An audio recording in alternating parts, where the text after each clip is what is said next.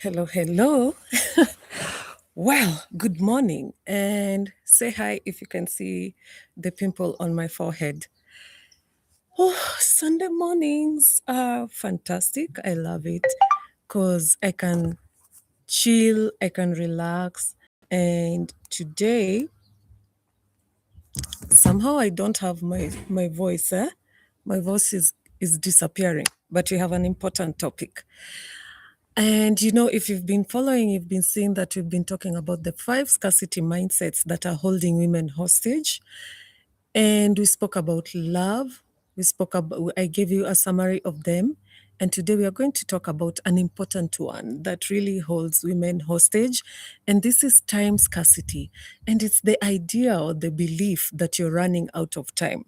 And it makes us have an existential panic in our bodies, like we have to do it now, now, now, now.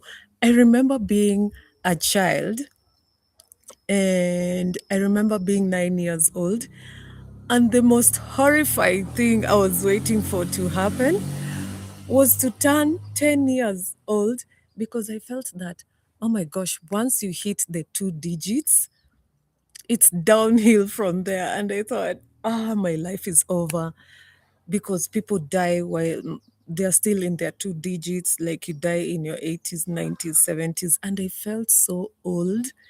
And looking back, now I'm in my 40s.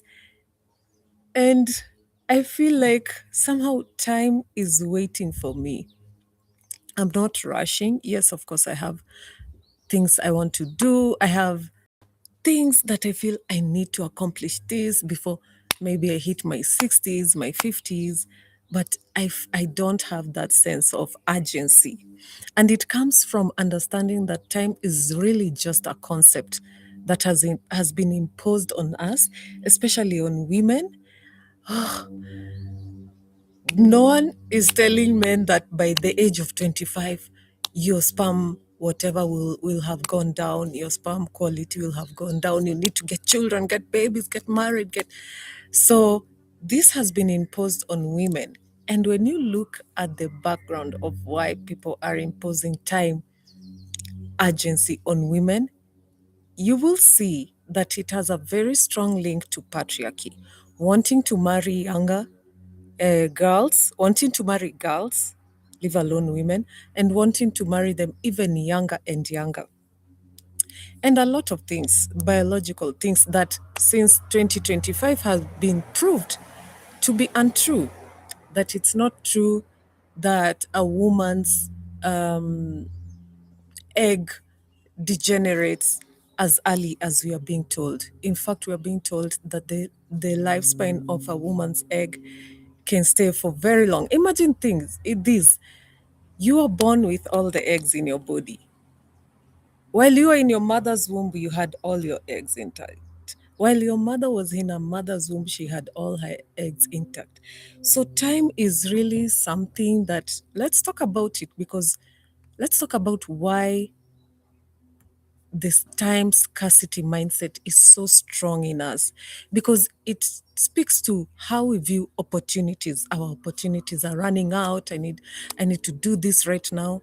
It speaks to how we view our youth. Our youth is disappearing, and age is something to be afraid of or to be shunned. And I love watching TikTok. I love watching 60-year-old women, 70-year-old women showing us that age is how you feel.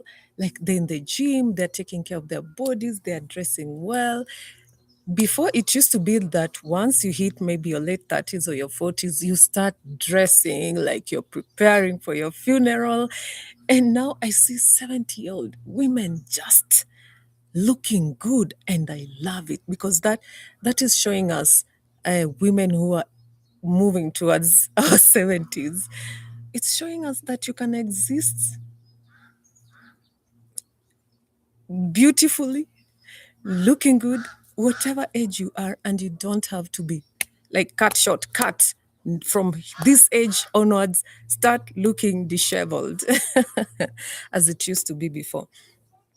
Time scarcity tells us that you need to have a boyfriend by this time, you need to be like love is running out.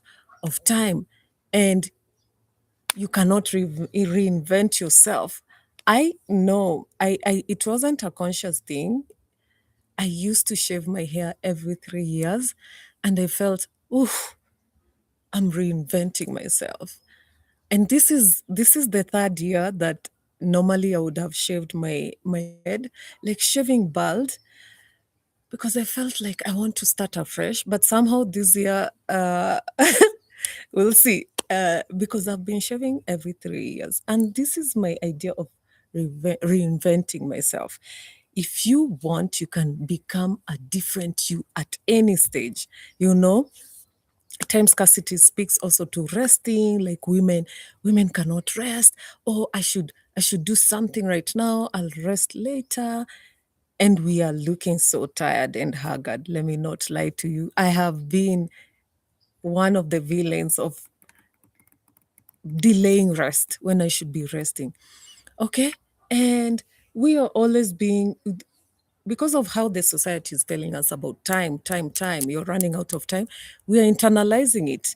And our mindsets start forcing us to think that I should be further on by now. I don't have any time to waste right now. This thing is wasting my time. So I cannot relax. I cannot play. I cannot be whimsical and joyful. We talk about, what if I'm too late for this? What if I'm too late for a promotion? What if I'm too late to start a family or a business? And then it also lies to us, and we internalize that I can't start all over again. Yes, you can. You can start at 70, you can start at 60, you can start a new life at 50. It also makes us to compare to other people. We say others are ahead. I need to decide. I need to make decisions quickly. You're in a relationship that is not working for you. This person just suddenly proposed, and you think, I need to decide now. This opportunity is going away. So this internalization of this negativity in our minds is not ambition. We are not, that is not how you describe ambition. That is the description of existential panic that lives in us. We are always in panic mode. What if, what if, what if, what if I don't invest and then this opportunity passes me?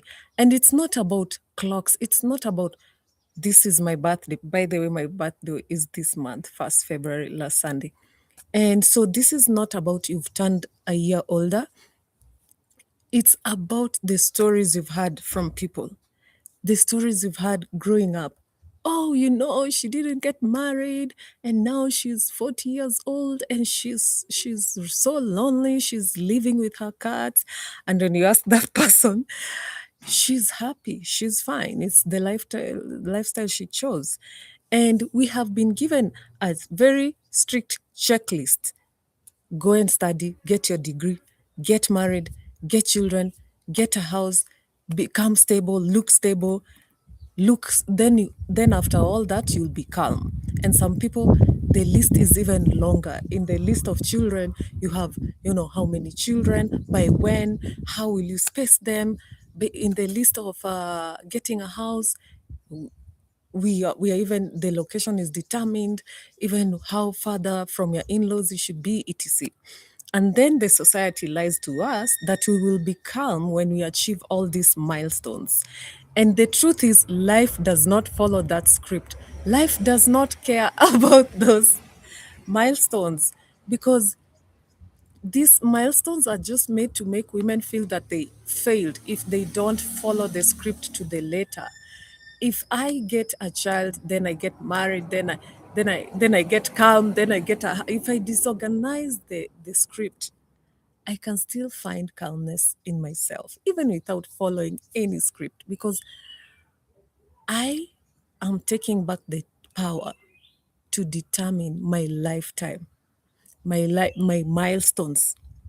Okay, so this is why every single year it feels like it's a verdict. We are going for judgment. There is a ruling. The jury is out, and every holiday, like I don't know, Christmas holiday, New Year, it feels like it's a judgment from our aunties and our parents. Like, when will you get married? When will you? I mean, when will you get married? When are you having children? When are you finishing your degree? And when So this is where you find that every new year people are under their tables with lentils pouring on their heads. People are doing these interesting rituals because this year I have to hit my timeline.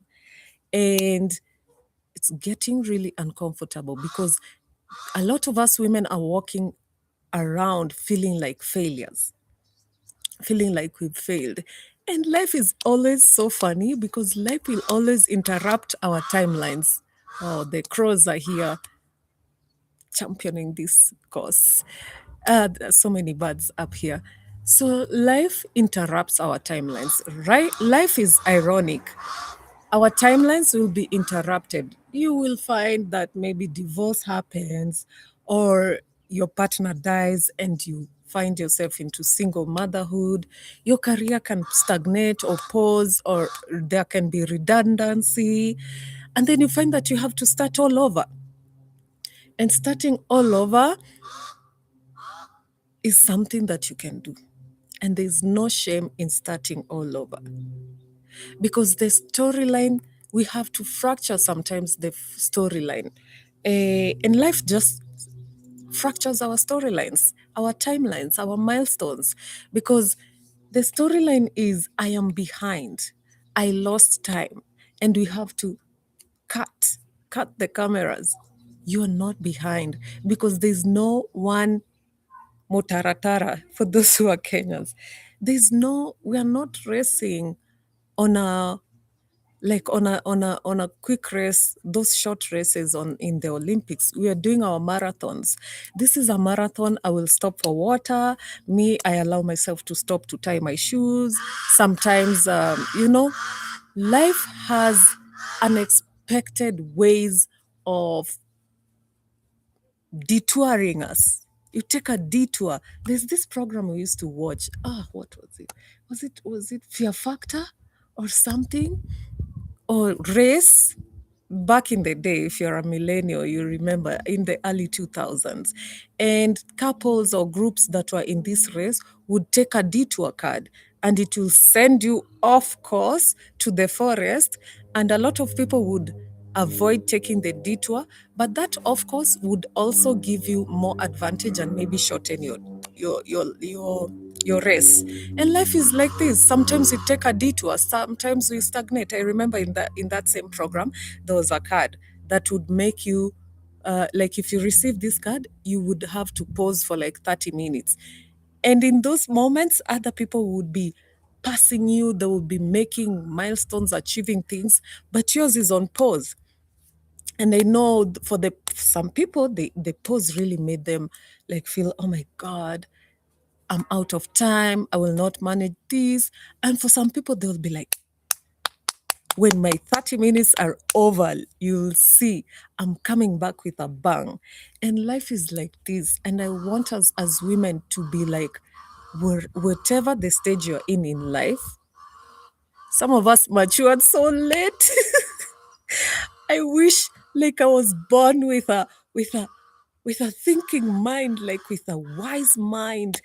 And when I look back at how long it took me to learn life's lessons, I feel like no way.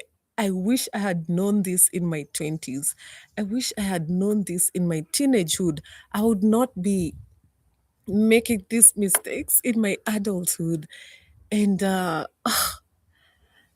wish I had matured much earlier, but I'm here.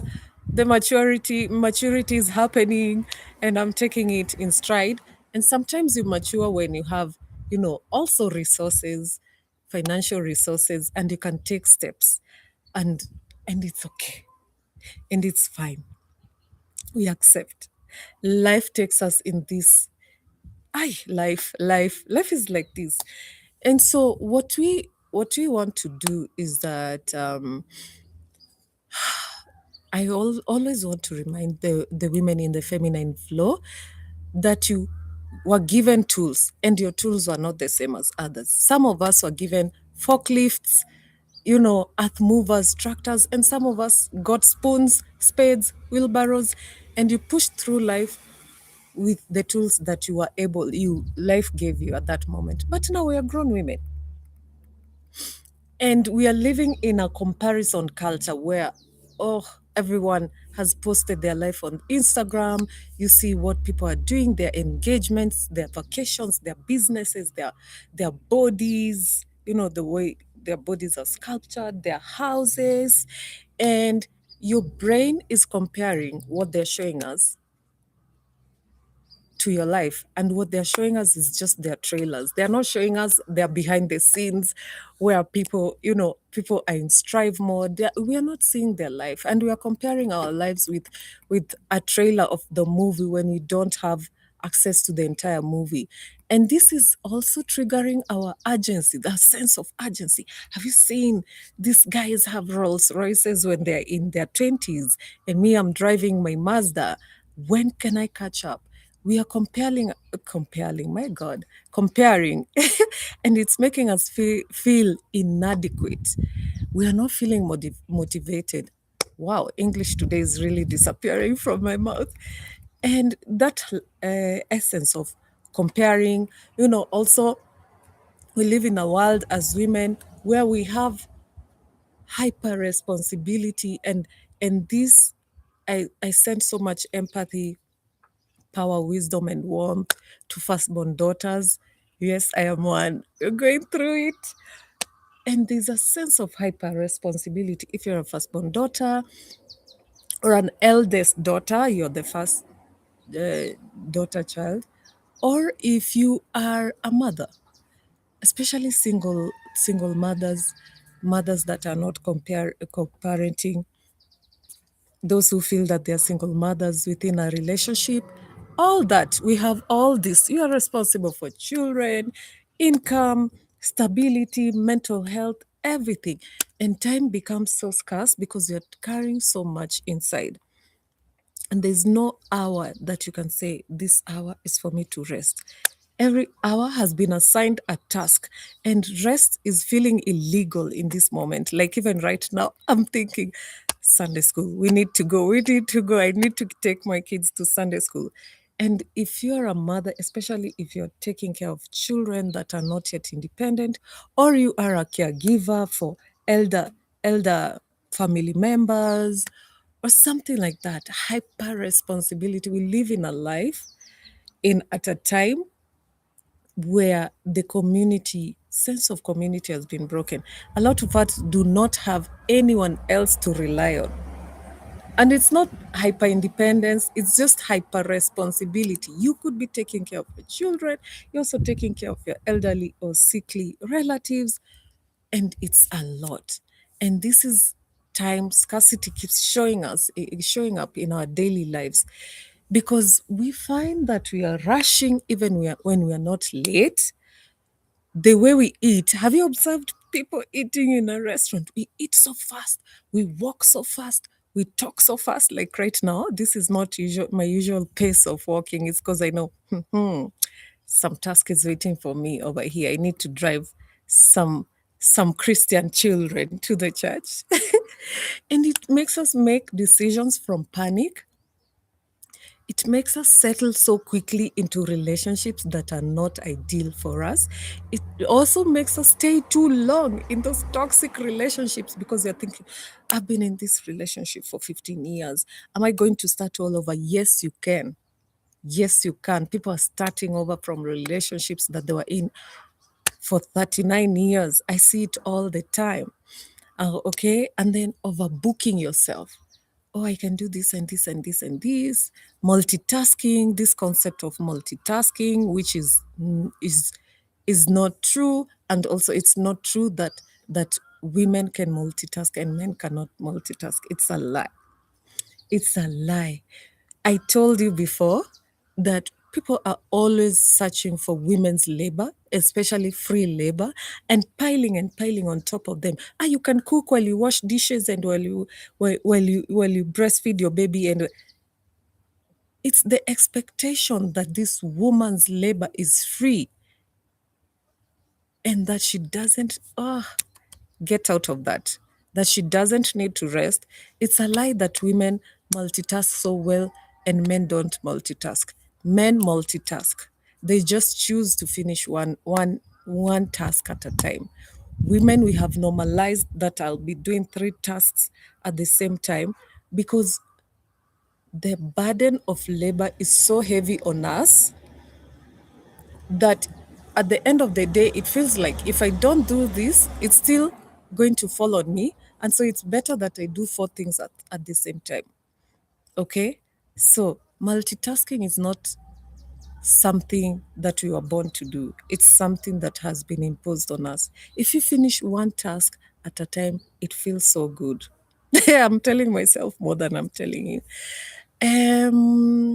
So then our bodies just, we start feeling anxious on our birthdays. Oh my gosh, another day. And we just disappear into doom scrolling because we are overwhelmed, and our bodies are always on high alert. What have I done?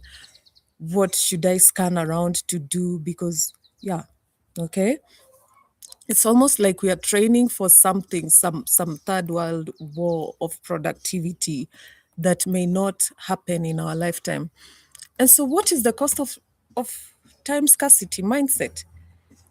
It doesn't make us productive. We are not productive.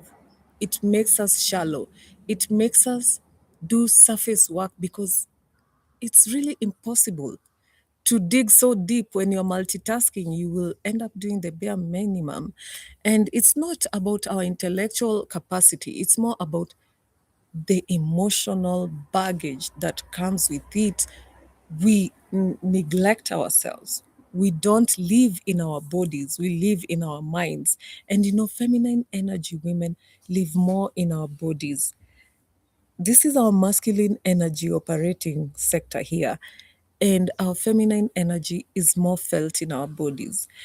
And the moments that we need to spend with our children or our loved ones, our friends, they start feeling like this is not productive. And when we are supposed to prioritize rest, because we said a restful woman is such a powerful woman, we don't prioritize rest because we feel like this is a waste of time. Napping is a waste of time. Switching off your phone for some time is a waste of time. And then we are not present. We are not present when we are eating our food. We're like, chum, chum, chum, chum, chum. We don't even know the flavor of the food. We don't even know the texture of the food. We walk so fast. We are not even enjoying the flowers in our neighborhoods. We are not, we are not present. You are not present. And when you are not present, your creativity just dies. And then your joy just dies. And your intuition dies.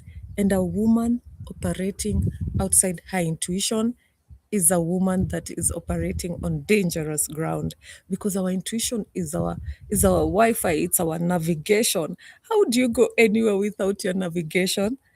I know I cannot drive in the streets of Nairobi without navigation.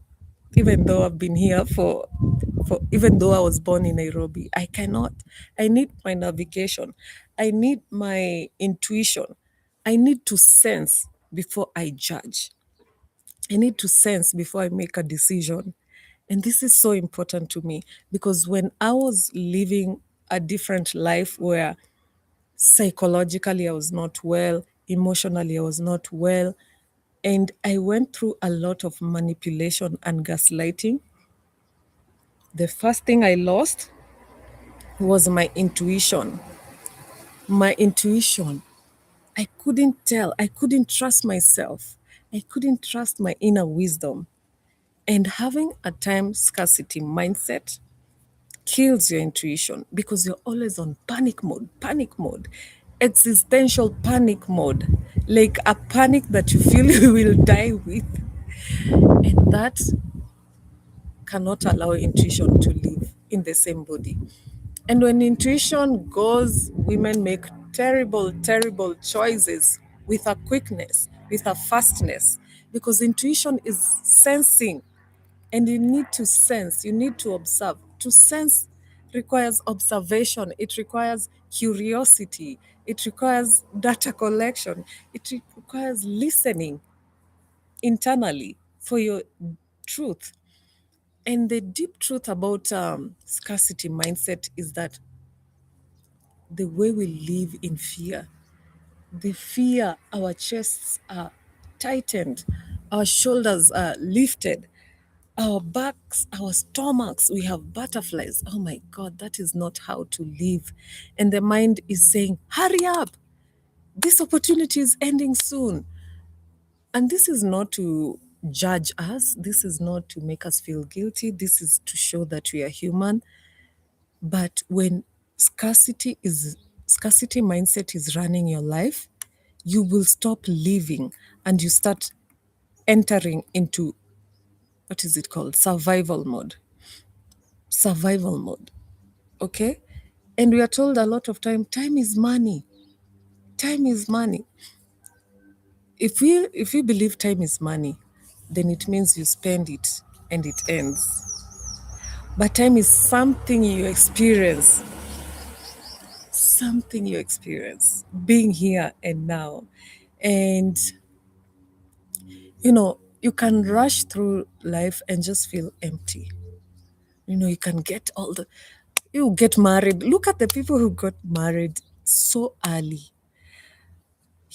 That if you married out of urgency, that time, when you get whatever you're looking for, you start to feel empty. You start to feel empty. And when I see my friends that waited for the right moment, and the right moment is when they felt ready, there's no right moment for a crowd. The right moment is internal, it's in you. And when I look at my friends who waited, who married with a consciousness, they have a sureness around them. They're like self assured. They're not running up and down, people pleasing to just secure their place in the home. You need to do this to make someone stay. They have a self assuredness around them. They have stayed alone and they know, what? I'm good over here. I'm okay. It's fine. I'm here because I choose to. This is working for me right now. There's a very big difference. And time can bend under different conditions. Let me tell you something. I keep saying this. When you have waited for something for so long, not in a way of anxiety and maybe if you've been working on something, I don't know, like maybe in the story of Rachel and Leah, and how Jacob, he was shortchanged. He waited to have this second wife for so long, and it felt as if by just having her, it didn't matter the other years, that were spent waiting. I don't want to say that were wasted. Sometimes you can receive such a humongous blessing more than what you anticipated, and it will no longer matter to you how long it took for you to get there. It feels almost like time has been bent. Time was waiting for this moment. I have my own experience where i was um I was so stagnant at work for so many years, for like 8 years. And when I finally got what I wanted, which I didn't even know this is what I wanted, but an opportunity just appeared on my laps. And that opportunity, when I look back, I don't even cry about the time I wasted. While I was in that moment, yes, I felt I was wasting time. I was doing things that were not so interesting to me. But you know what? At the end of the day, those things that I was doing, the work that I was doing that in that moment felt it's not interesting to me. I'm using that knowledge, and that knowledge made me like be able to have a sensitivity and a consciousness about topics that are very, very important for me right now. And in that moment, I studied, I went to school. I was not like stagnating and crying in the shower.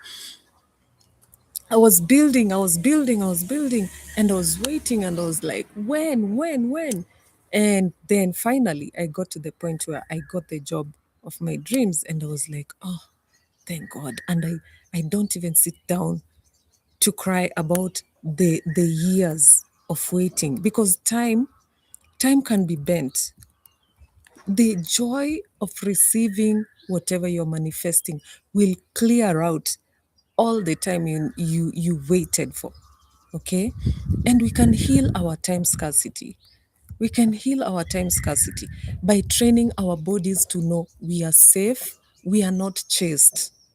We are not chased. No one is chasing you to have children now. Unless you have a serious biological situation that requires you to make these decisions and use your intuition, okay, more than external validation. We need to remind ourselves we are safe, we are not chased. And there's no one specific way of existing in this life. You can exist and get married for the first time in your 50s. People are having children beyond their menopause. You can exist in a world of happiness, regardless of whether or not you're meeting the time frames. Create your own time frame, devoid of external validation by the society. The society is just imposing things on you, and the society will not be there when they told you get married by 25, blah blah blah, do this, and then suddenly you no longer have that vision of you cracks. That when that vision cracks, my friend, people will leave you left, right, and center. But I want you to know that even when they leave, you are safe. You are safe, you are capable, you are chosen, you have high value in the society. You do not exist to conform to a homogeneous way of life. You exist in a way that makes you happy. The first priority is for you to be happy. Are you happy? Do you have joy in your life? Whether or not you have a car, do you have joy? Are you able to be girlish and whimsical and playful and happy and exist in a way that you have defined to be great and fantastic for yourself? And what is behind? Why do we believe we are behind? Define behind. Behind compared to who?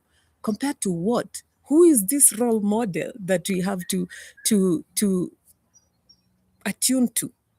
Jesus was in this life and he died and he went without a family, without, you know, many people believe different things, but who are we modeling? Who? I'm modeling a life that I'm only the role model to my children. And there'll come a time that they'll be like, no, my mother is not my role model. I have others. And so if I if I if I bend my life to fit into someone else's, I will feel so burnt out because I cannot fit into anyone else's shoes. And life is always like you could be walking north and life will slap you to the west or to the east. And I want you to know wherever life takes you, you will be good because it was you who was walking from the north, from zero. It was your effort, and your effort can be rechanneled. And that's okay. If you have to rechannel your effort in order to redefine yourself, to revamp yourself, to start all over, it's you, you're capable. There's nothing to fear. Because whose timeline are we on? Whose timeline? Create your own milestone. Create your own emotional peace. Create your own financial sovereignty. Create your own healthy love with a romantic partner or with your friends, with your children, with your family. Create your own self trust. Trust yourself and find spiritual depth. And when I talk about spiritual depth, I'm not talking about specific religions. I'm talking about the knowing that there's something great in you, that you have inner wisdom, that you have intuition, that you have capacity. You have a great capacity. You're born a woman. for a specific reason. A woman can take a handful of soil and create a vessel that is so beautiful. A woman can take a blank wall and create such a fantastic mural. You have depth, you have inner wisdom, and this is why you are born a woman, because there was something specifically special about you having two XX chromosomes. Okay? There's something specifically special about you. All right? Schedule nothing. Take a weekend and schedule nothing. I tell this to the women in my personal coaching all the time. Take a weekend and schedule nothing and ask the inner child that is you. I told you before, we exist, we have three versions of women within us. We have three versions of you within us. You have the inner child. This was you when you were a child. We are now reparenting our inner child.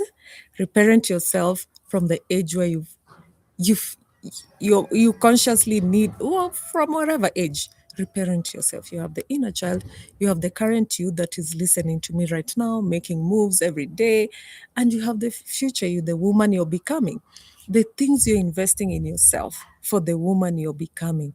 Okay, so on a weekend, to try to schedule nothing and ask maybe one of the three women in you, me, myself, and I, ask any of them, what do you want to do today? What do you feel like doing today? Sometimes when I'm alone, my friends complain that I move around a lot. But when I wake up on a weekend and I'm like, one boy, the 8-year-old me, I don't know, there's something stuck. I needed to do something in my 8 years old. So I always keep referring to the 8-year-old me, and I'm like, one boy, what do we feel like doing today? And sometimes I just feel like taking a bouncing castle ride, or a roller coaster ride. It's not a bouncing castle ride. I just want to bounce on a bouncing castle. And sometimes I take my children and I will be there with them. Yes, I need to reparent myself. And sometimes I just want to do nothing, and I want to lay in bed and schedule nothing and build white spaces for you, and protect your space like the way you protect money, you know? Because this is where your intuition speaks. When you ask yourself, what do you want to do? Schedule nothing and maybe sit in still and calmness and allow your intuition to speak to you. Schedule nothing and maybe stay in your room or take a walk and schedule nothing. Because I have noticed sometimes when I talk to my masculine energy friends and I'm asking them, what are you doing today?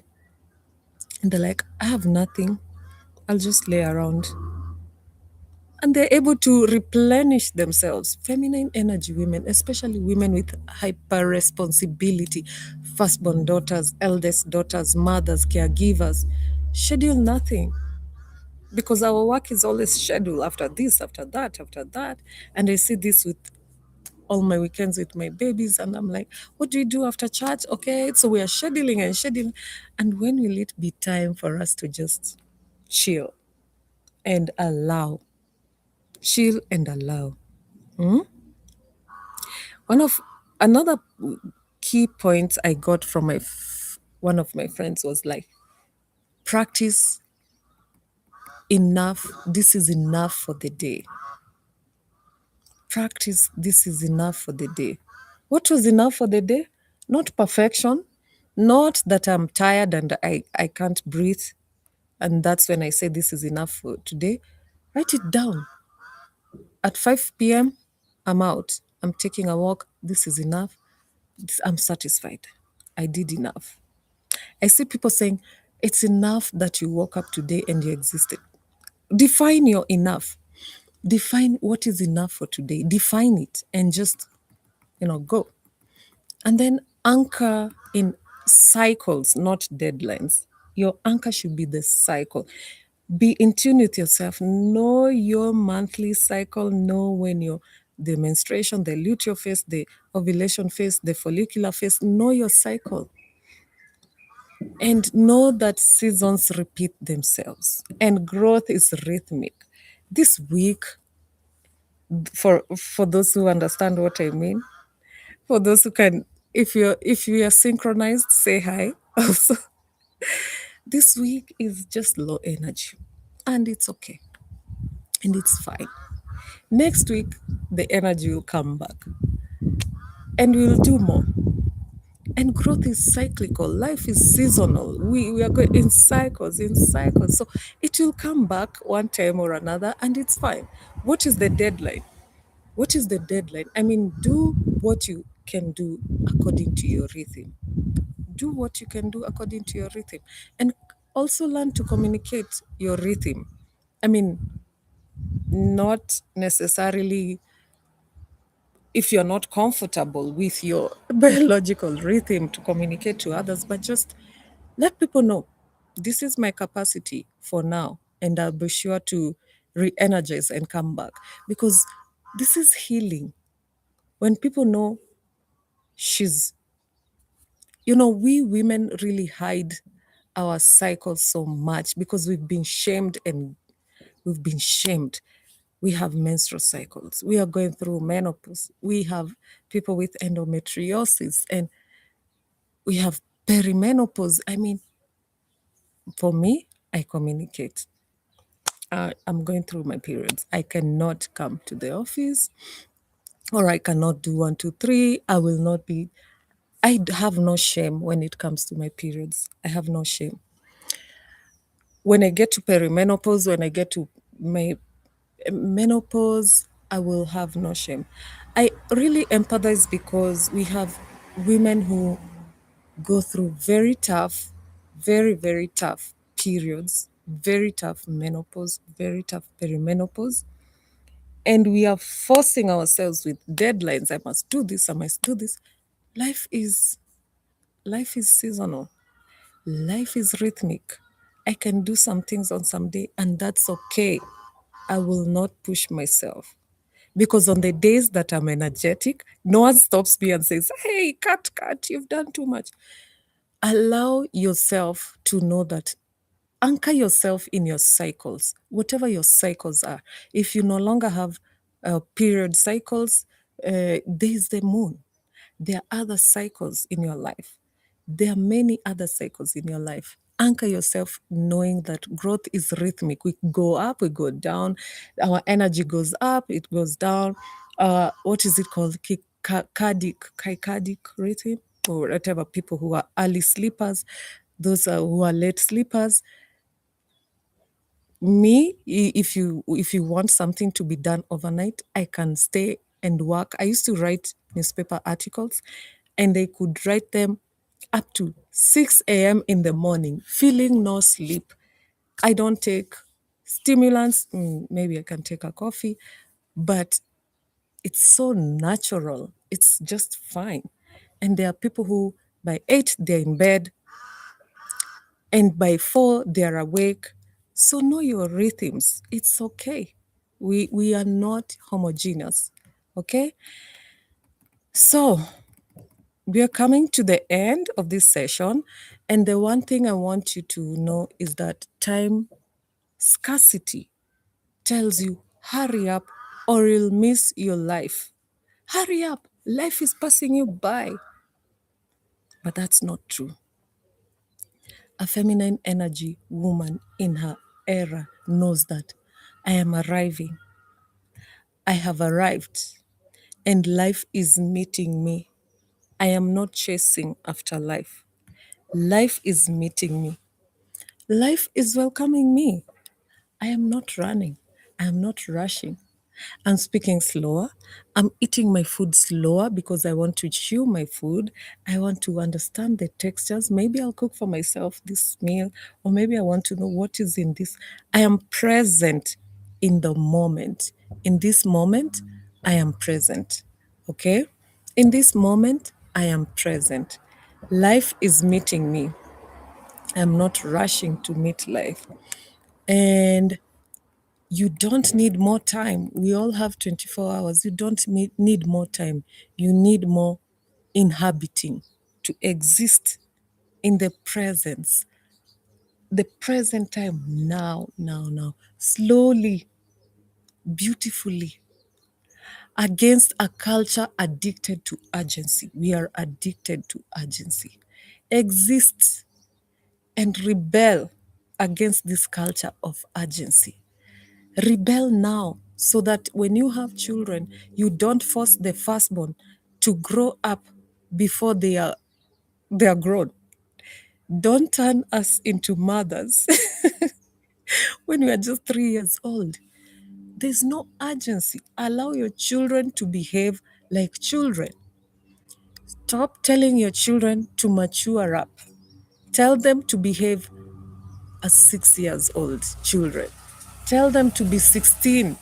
Do the 16-year-old things. Allow them to play in the mud because that's what babies do. Stop rushing your babies. Stop rushing your children. Stop rushing yourself. Where is the urgency? Where is the urgency? Be present in the now. In the now. In this moment, you're present and life is meeting you slowly. Life is meeting you beautifully. Life is meeting you from all your five senses. And that is a quiet rebellion. That is a quiet rebellion. Rebel against this culture of urgency. And that is feminine power. A quiet rebellion, creating your own timelines and following your North Star. Yours, not the community's North Star, your own. Okay? I hope this was interesting to you. I hope this was reflective to you. If you would like a one-on-one session with me, please write to us at admin at the feminine flow kenya.co.ke. Okay? Take care. Have a good Sunday. Bye bye. Take care of yourself. Bye. Bye bye bye bye.